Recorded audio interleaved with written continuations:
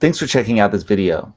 After watching this, you should be able to summarize the events that led to the United States annexing Hawaii.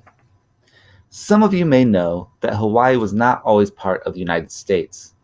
Native Hawaiians controlled their islands, and the Hawaiians had a king or queens that led their constitutional government. Even though Hawaii was thousands of miles from the United States, and Hawaiians had their own government, American citizens were still interested in the islands, and they had been for a while. There were a number of characteristics that appealed to the Americans.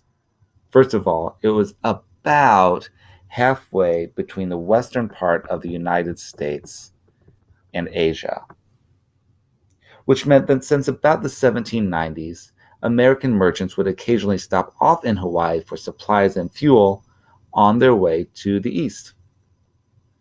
In the 1820s, American Christians began going to Hawaii with the mission of converting Hawaiians to Christianity. These missionaries remained in Hawaii, had kids, and some of those missionaries' children went on to own their own sugar plantations. The sugar grown on those plantations went on to be sold in the United States.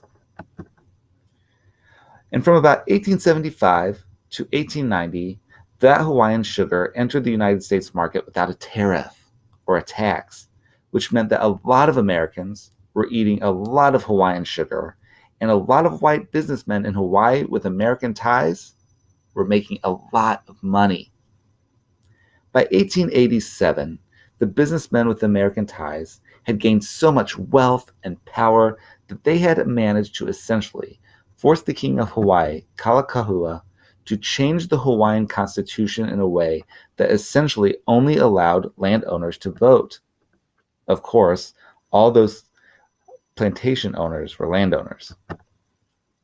Also in 1887, the American military managed to convince the Hawaiian government to give the United States a permanent military base at Pearl Harbor. Spoiler alert, Pearl Harbor will come up later in the course. Unfortunately, beginning in the 1890s, a couple of circumstances turned against the Hawaiians. First of all, President McKinley and the American government put a tariff on Hawaiian sugar, which meant that not as many people in the United States would be buying it. Immediately, businessmen in Hawaii began to call for the United States to annex Hawaii. In other words, make Hawaii part of the United States. If they did that, the tariff would go away, and the cost of Hawaiian sugar wouldn't go up. And white Hawaiian sugar producers could go back to selling all of that sugar in the good old USA. Then, in 1891, King Kalakaua died, and his sister, Liliuokalani, became the Hawaiian queen. Queen Liliuokalani disliked how Hawaiians had lost so much power over their own islands to people with ties to the U.S. The queen began to say things like Hawaii should be ran for Hawaiians, and that the property requirements for voting needed to be removed.